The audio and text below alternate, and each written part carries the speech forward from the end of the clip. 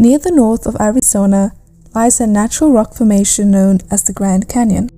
The Grand Canyon National Park is one of the 7 natural wonders of the world.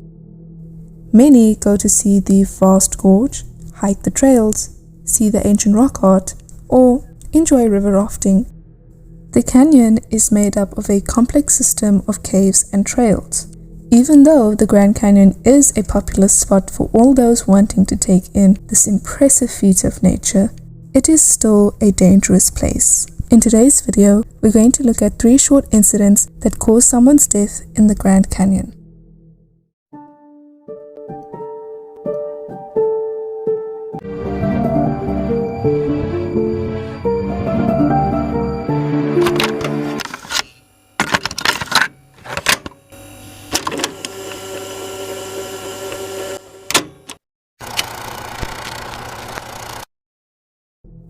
Our trail begins at the edge of the earth in Arizona's Havasu Canyon, a paradise famed for its jaw-dropping waterfalls, where sagebrush flats of the Coconino Plateau meets a 3,000-foot deep expanse of rock and space. This is where Tomomi Hanamura began her 34th birthday. Tomomi was a Japanese citizen who loved to explore the wilderness of the American West. She was an experienced world traveler, she was independent and an adventurous woman. She had special feelings for the Grand Canyon because she had spent several recent birthdays there, hiking to the Phantom Ranch, which was a lodge at the canyon floor in the Grand Canyon National Park. However, for this birthday, she chose an alternative hiking trail. This hiking trail was an 8-mile path. It is just above the village of the Havasupai tribe. The Havasupai tribe means people of the blue-green water, and it is named after the waters that cascade over 4 huge waterfalls into turquoise pools. No doubt, the Supai seemed like an enticing alternative trail for her, especially on her birthday.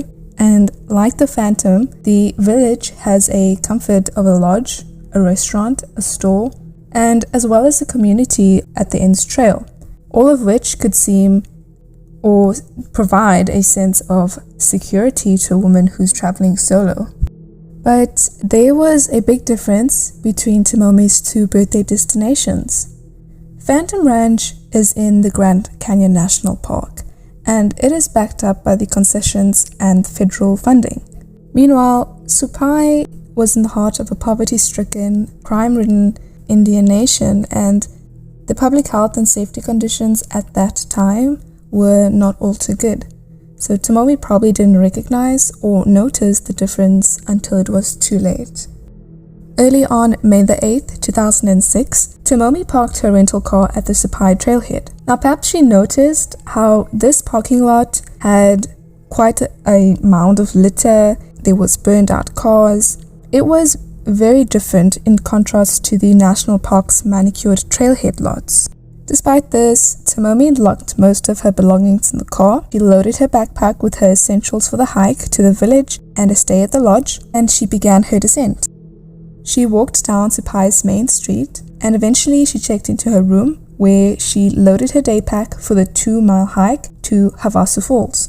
It was a beautiful place to be hiking, and it was getting more scenic with each step. After such a long journey, Tomomi probably felt excited and relieved to be so close to the world-famous destination that she had planned to experience as a birthday gift to herself. However, Tomomi never made it to Havasu Falls. She disappeared that afternoon and was never seen alive again. The first sign of trouble came the morning of May the 9th. A lodge employee entered Tomomi's room to clean, and she saw her belongings and her undisturbed bed. Later that day, the Coconino County Sheriff was contacted, and on May the 10th, a search began. They presumed it was for a lost or injured hiker. More than 40 law enforcement officers and search and rescue volunteers descended on Supai, and they began combing the area around the falls and the campground. Meanwhile, an Arizona Department of Public Safety helicopter circled overhead, and given the 100-degree Fahrenheit daytime highs and the harsh canyon terrain, finding her quickly was imperative. Searchers interviewed tourists along the falls trail and in the campground. The only information extracted from the village was that Tomomi was seen walking with a tall man who appeared to be heavily tattooed with an Irish accent. Sadly, on the fourth day of the operation, a tribal member swimming near 50-foot falls spotted a female body submerged in the blue-green water. Officers arrived on scene and at 2:45 p.m. on May 13th, 2006, pronounced the woman dead. Coconino County Medical Examiner Lawrence Tarnecki performed an autopsy on May 15th. One of the marks he used to make a positive ID was a small tattoo of a Japanese symbol on her left foot. Japanese media would later quote Tomomi's friends, recalling her wish to be identified by this mark if something bad were to happen to her. The symbol comes from a character in her last name, and it means flower. The coroner's report cited 29 stab wounds. The autopsy paints a grisly account of her last moments. Of the 29 stab wounds, 22 were to the head and neck, and a number of them were severe enough to be fatal. A single blade that was about 3 inches long and 1 inch wide had sliced the carotid artery on her left side of her neck and punctured her lung. Her skull was chipped from blunt force trauma. Who was responsible for taking such a beautiful and vibrant life away? Special Agent Doug Lintner, who took over the case, explained that the reports of a tall, heavily tattooed man who was seen with Tomomi was a man named Neil. Neil was an early person of interest, but he was interviewed and dismissed. Nearly 7 months go by after Tomomi's death, and a Havasupai man named Randy West Kagome was charged with her murder. Several days later, at a detention hearing, the prosecution presented information about the 18-year-old. He'd grown up in Sapai and was living there when the murder occurred. He'd spent most of the past 6 years in juvenile detention and drug rehabilitation programs. Randy had been in trouble with the law since he was 8 years old, and by age 13, he was addicted to meth. He had committed dozens of violent crimes by the time he murdered Tomomi, but he had served almost no jail time. Prosecutors say the apparent motive for the murder was robbery. A grand jury returned a 5-count indictment charging Randy with kidnapping, murder, and robbery. Japanese media highlighted her death and his crime, however, most American news organizations ignored it. U.S. District Judge Mary M. sentenced Randy in 2008, 2 years after Tomomi's murder, to life in prison. According to court documents, Randy offered Tomomi to take her to 50-foot falls, where the blue-green waters rush off the cliff sides.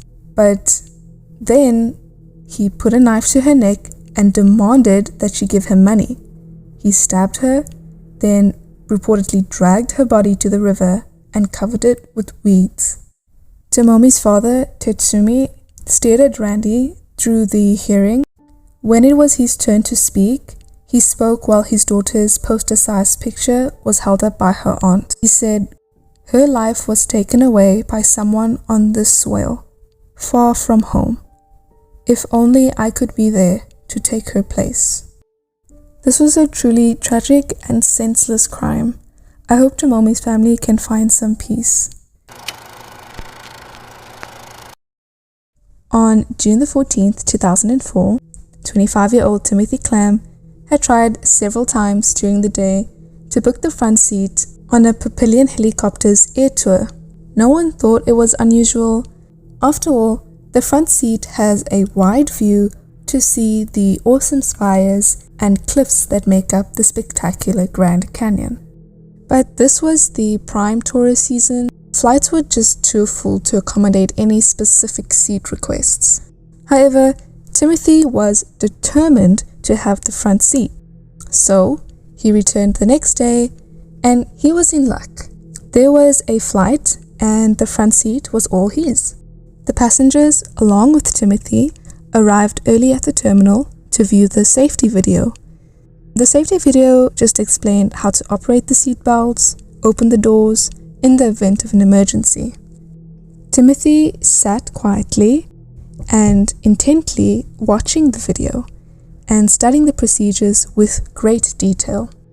Coming along for the 45-minute air tour with Timothy were 4 other passengers and pilot Maria Langer. This was Maria's first season working as a helicopter air tour pilot. Everyone buckled up and the helicopter lifted up from the pad and flew westbound toward the air tour corridor. 38 minutes into the tour and approaching the canyon's south rim, Timothy quietly undid his seatbelt, opened the front door of the helicopter, and tried to push his way out of the cockpit against the roaring slipstream. Pilot Maria tried to reach over and pull Timothy back in, but she was overpowered by Timothy and his suicidal intentions. She feared that she would lose control of the helicopter or be pulled out into the canyon along with Timothy. So she let go and he falls over 4,000 feet to his death. It took 15 Park Service personnel to gather his remains. His death was ruled a suicide. A passenger that was seated in the back said that he saw the man and he seemed perfectly fine and normal, but he saw him fly past the window and there was just total and utter disbelief. Another passenger added, "We thought we were going to die. The helicopter tilted when he went out the door and air came rushing in." Despite the tragedy, pilot Maria was able to land the helicopter near White's Butte with the remaining shaken passengers, and Maria no longer flies tours over the canyon.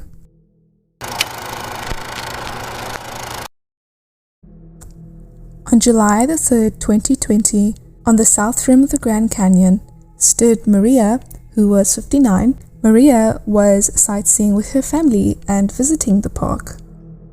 And west of Mather's Point, Maria wanted to take a picture. However, at 12:35 p.m., the Grand Canyon's Regional Communications Center was notified that a visitor had fallen. And later that day, around 100 feet from where Maria initially stood, park rangers found her body. This unfortunate and scary ordeal was captured by one of the onlookers, in which screams of terror could be heard from other witnesses. At the time that Maria took her fatal fall, she was hiking on an unapproved trail outside of the purview of the park rangers. If you plan on visiting the Grand Canyon National Park, please heed all the safety precautions put into place. The Grand Canyon can be a wild, unforgiving habitat, but it is also an exhilarating natural wonder.